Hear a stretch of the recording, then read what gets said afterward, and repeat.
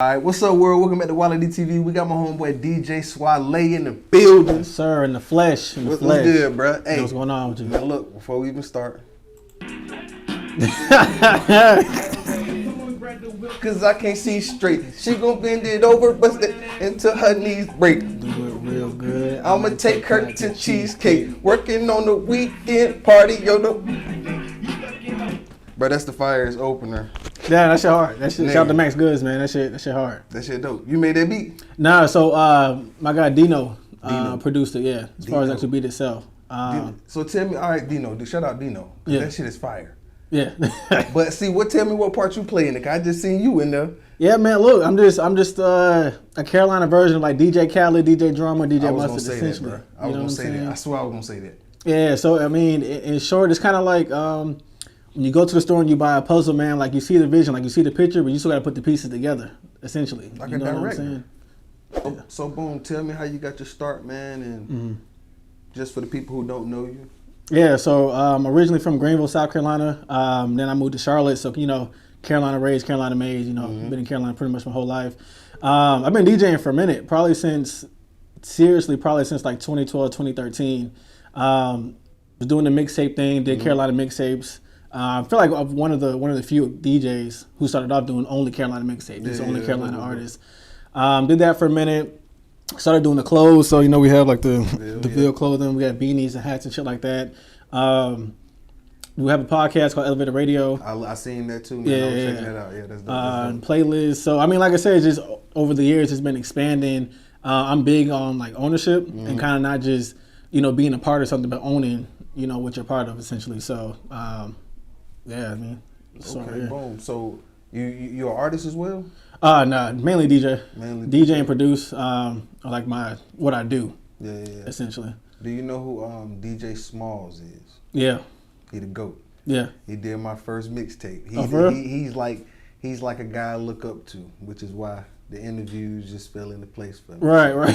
So it's cool that you're a DJ, and you know what I mean? Yeah. There's a lot of DJs out here, man. We can't move without y'all, bro. You can't, man. It's the most important part, and that's another reason why the song sounds how it sounds. Because like I DJ, like I know, you know what I'm saying, what's gonna move people and what's gonna work.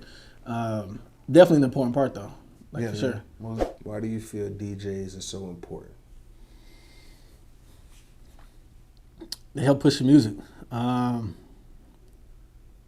Whether it's in the club, whether it's radio, a lot of people don't even really like radio anymore, but you gotta respect it. You know what I'm saying? They have mix shows every day.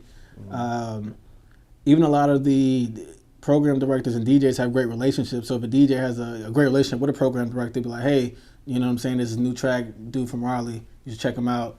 PD likes him. Bam, now you're on the radio. And as an artist, you can't just walk up to a radio station and be like, play my track.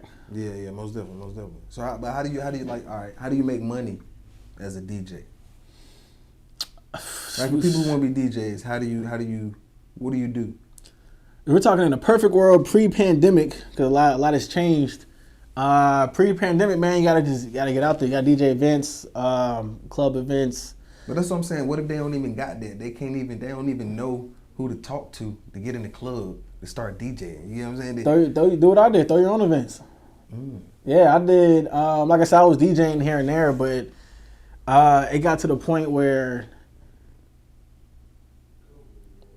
with anything, it's not a bad thing. With anything, it got to a point where DJing and artists, just in general, we got to like more of like a clout type of space. Like 2012 to 2016, that's when like clout was like at an all-time like high. So people were booking DJs. They weren't necessarily good, but they can bring out 500 people. Yeah. You can't say that's good or a bad thing because money talks and people talk.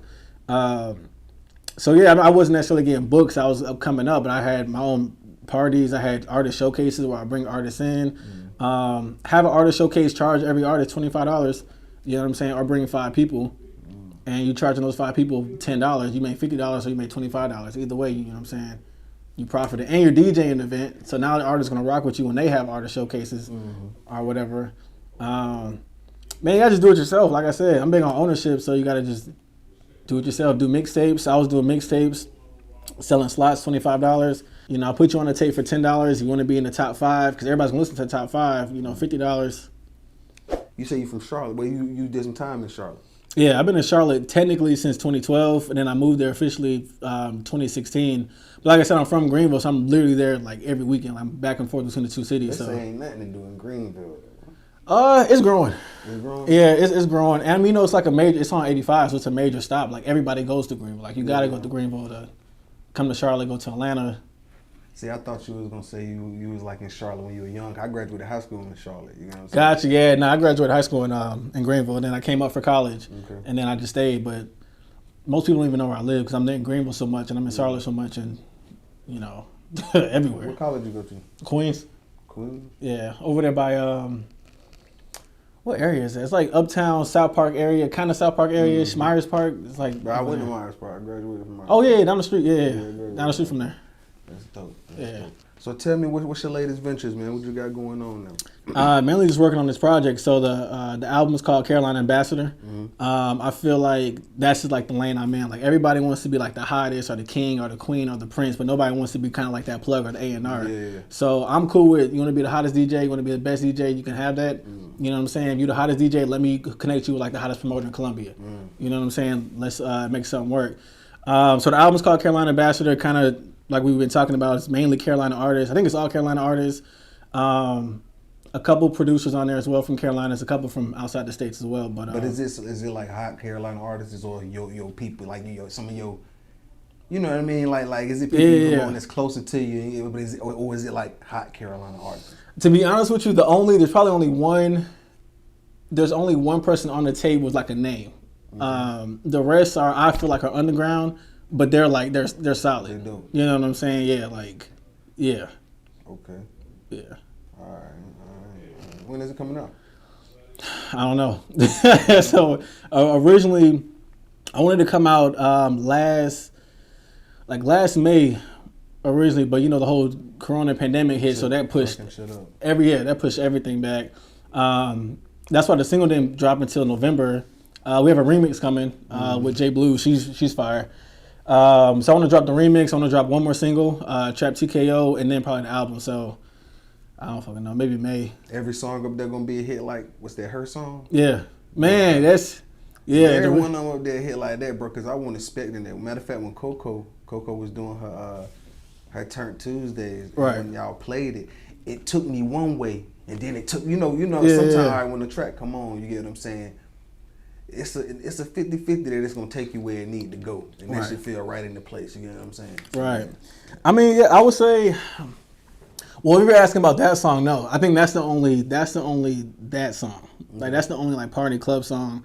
Like I said, I DJ, so I understand. Like my first song has to be something that people can play. I can't, come out with some lyrical shit. Yeah. Off rip, but yeah, I got some more to talk like that, but just probably not on that.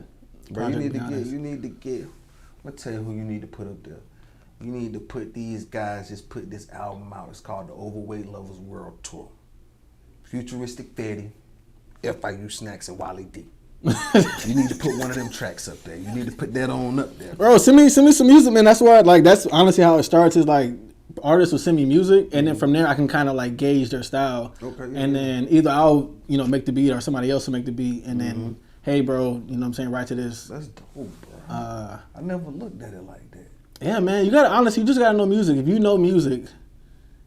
It's so not undermining. It's so simple, but why wouldn't somebody have thought? So I'm saying, this whole time you see the Diddy's, the DJ Khaled. I'm sitting here like, I know DJ Khaled ain't sitting there making these fire ass beats just sitting there. You know what I mean? Yeah. But that's funny you said that because that's kind of like how I was. Because last 2019, November 2019, that I had that same thought. Like another DJ had dropped the project, and I just didn't connect the two together. I didn't think DJ Khaled was a DJ, even though his name is DJ Khaled. Yeah. You know what I'm saying? So when dude dropped his project, I was just like, I mean, I can do this. Sense. Yeah, like anybody can do this. So that's funny you said that. I thought about that a couple years ago. I was like, so boom. And you gotta understand, Sleazy, Love and Hip Hop. The dude who made the songs for Puff Daddy. Damn, how I forget his damn name. He went with Jocelyn. Stevie J. Oh, Stevie J. Ah, yeah, I know you're talking about. J. That's funny. it's basically the same thing. You would think Diddy been doing it all, but you know Stevie J was making a lot of that music. So yeah, that's dope, bro. Tell me about the podcast. I clicked on there and I seen that. So like, explain that to me. So we had a podcast. It's called ElevatedRadio. It's me, LB, and Coney. I think we've been doing it for 2 or 3 years now. Kind of goes back to the ownership thing. So I did radio when I was in high school in Greenville, and then I interned at Streets in Charlotte when I was in college. So podcast just kind of just gives you full control and full creativity as far as like what you talk about. It's not really censored. You can have it censored, but ours is not censored. You can play what you want to play on there. Goes back to the money thing you just said. Hey, bro, you're going to be artist of the week is this amount. So we're making money from it. And podcast is, you know, it's like radio. Essentially, it's without commercials. How's your crowd? Like, they liking what y'all talking about? Yeah, we're on a break right now. December, we took a break in December, so we're going back again. I think next February, March we're resuming again. I think we're on episode 80 something. Yeah. So we're getting up there. That's dope, bro. Yeah. That's dope as hell. Yeah. How many seasons is that? Or do y'all count them as seasons? Yeah, we kind of do. I think we're on technically. We're on 4 or 5. 4 or 5. Yeah, I had to check the app again, but you got an app? Yeah. With the podcast, yeah, we're on. We're everywhere. We're on. We're on the Apple Podcast, like the little podcast app that comes on your phone. We're on Spotify. I know that. I just clicked the link on the Instagram. I didn't know you could download the app type shit. Yeah. So that it should have took. What'd you click on? You click on Apple. Or you click on Spotify. I clicked on. It took me to a link tree where it was like a lot of different stuff. Then I went to the actual page, clicked on it, and it took me to. It directed me somewhere, but you said you can get an app though. I didn't know you could get an app for this shit. Yeah, either the Apple Podcast app, you know, on Spotify, we're on iHeart, Stitcher. You have an Android, Google Play. I mean, anywhere you can. That's dope, bro. Download podcasts. Yeah, man. I would say moving forward. So we're in a great space right now. I feel like when it comes to the Carolinas, like a great space. You know, we've only had, you know, there's been gaps in Carolina history. You know, P.D. Pablo, Gap. Almost had Speaker Knockers almost popped off. R.I.P. Gap. J. Cole popped. Gap. Rhapsody. We had Clay Aikens, Fantasia. But look at the gap though. Fantasia was still and Fantasia didn't really come out as. Fantasia's more like you know. Further than a lot of American artists. I mean, American Idol artists. I'm saying about where she's like a lot of people don't know where she's from. Like it's type situation. Like I know people who see Fantasia. I don't know about now, but I used to see her at the grocery store in Charlotte, just on some like chill shit. Yeah, but I feel like it's just even with Fantasia, gaps.